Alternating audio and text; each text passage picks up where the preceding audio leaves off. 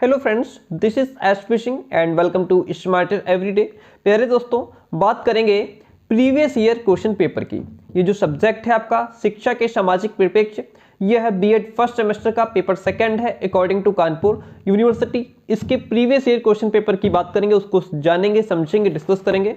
और कल हमने शिक्षा के जो दार्शनिक परिप्रेक्ष्य आपका फर्स्ट पेपर है, यह है, इसके जो क्वेश्चन पेपर हैं, ये प्रीवियस ईयर क्वेश्चन पेपर, इनको हम लोग कल डिस्कस कर चुके हैं। 2017 का क्वेश्चन भी डिस्कस किया था, 2019 का भी क्वेश्चन पेपर डिस्कस किया था। इस वीडियो को आपने नहीं देखा है तो देख लीजिएगा।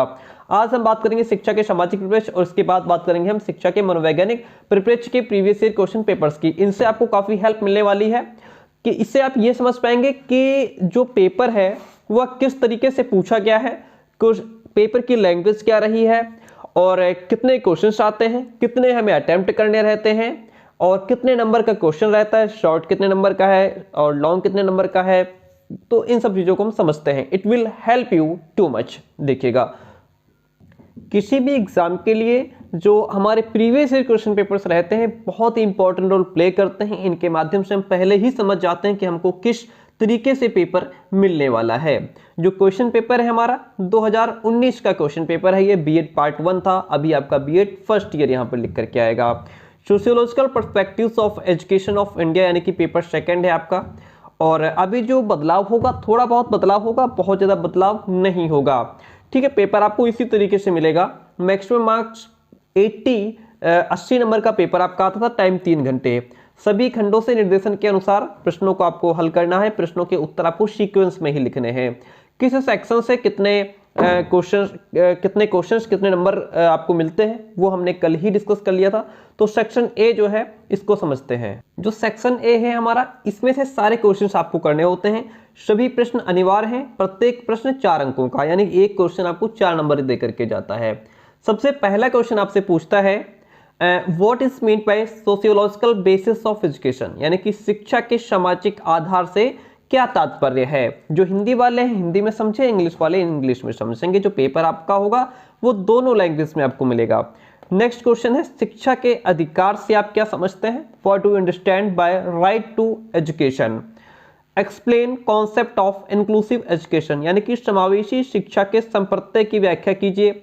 जो हमारी इंक्लूसिव एजुकेशन है उसके कॉन्सेप्ट को आपको समझाना है, उसके संप्रत्यय को समझाना है।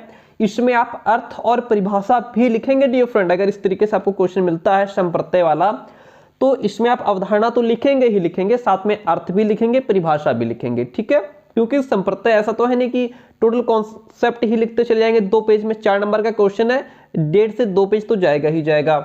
और जिस क्वेश्चन में पूछ ले कि अर्थ और परिभाषा लिखिए, उसमें आप कॉन्सेप्ट भी लिखेंगे 4-6 लाइन का।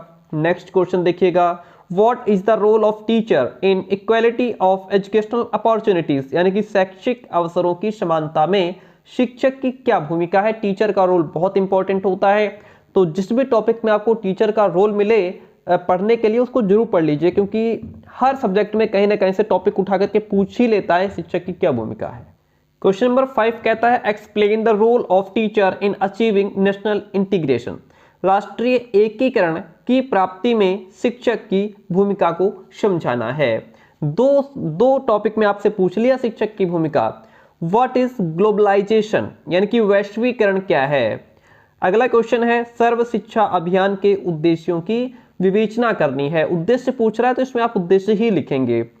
मिड डे मील स्कीम के गुण एवं दोषों की विवेचना करनी है। गुण और दोष दोनों बताने हैं आपके मिड डे मील स्कीम के। ये आपका सेक्शन ए था, जहां से आपको 8 क्वेश्चन मिलते हैं। एक क्वेश्चन 4 नंबर का, सारे कंपलसरी है, कोई क्वेश्चन छोड़ नहीं सकते हैं। 32 नंबर आपको सेक्शन ए से मिलते हैं।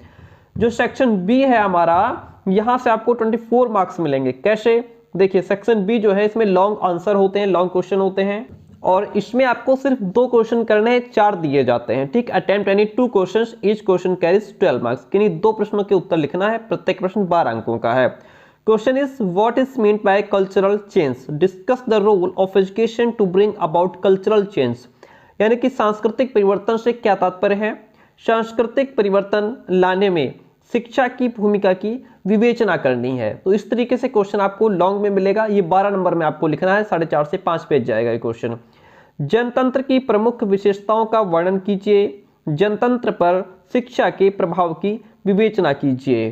बहुत ही अच्छा क्वेश्चन है, इस बार भी आपको देखने को मिलेगा। अगला क्वेश्चन कहता है right short notes on the following.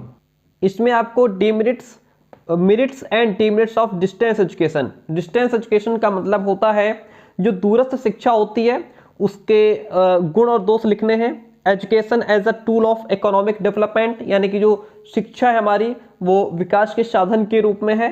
ये देखिए हिंदी में समझते हैं, निम्नलिखित पर संक्षिप्त टिप्पणी लिखनी है आपको। दूरस्थ शिक्षा के गुण और दोष लिखने हैं, आणविक विकास के साधन के रूप में शिक्षा क्या है इसके बारे में आपको लिखना है। अगला क्वेश्चन कहता है discuss the role of educational institution in establishing unity and diversity for peaceful and collective living, यानी कि शांतिपूर्ण एवं सामूहिक रहने के लिए विभिन्नता में एकता स्थापित करने में शैक्षिक संस्थाओं की भूमिका की विवेचना कीजिए। ये आपके 4 क्वेश्चन मिले आपको सेक्शन बी से। इस 4 में से जो 2 क्वेश्चन अच्छे लगे, जिनको आप ये समझें कि इसको हम पूरा लिख सकते हैं अच्छे तरीके से, उसी को चूज कीजिएगा। सिर्फ 2 क्वेश्चन लिखने होते हैं। एक क्वेश्चन 12 नंबर, 24 नंबर आपको सेक्शन बी से मिलेंगे।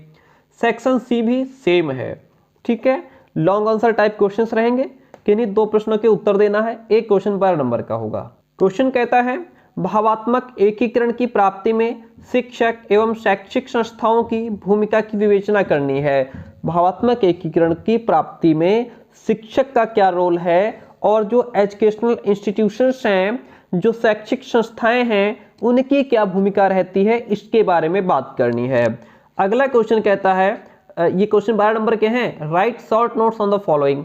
इन पर हमें शॉर्ट नोट्स लिखने हैं, जैसे नेशनल लिटरेसी मिशन NLM और KGBV, यानी कि इन पर हमें टिप्पणियां लिखनी है, राष्ट्रीय साक्षरता मिशन पर और KGBV पर।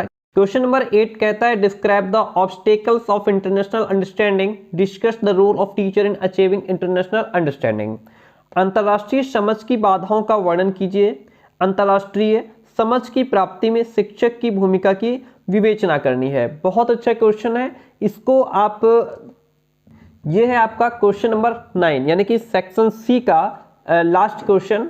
और अगर आप हमारे पेड नोट्स लेना चाहते हैं, बीएड फर्स्ट सेमेस्टर में है लखनऊ कानपुर से, तो आप उसके लिए हमें इस नंबर पर मैसेज कर सकते हैं, ठीक है, और नोट्स ले सकते हैं। हमारे नोट्स लेने के बाद आपको बाहर से कुछ भी लेने की आवश्यकता नहीं होती है।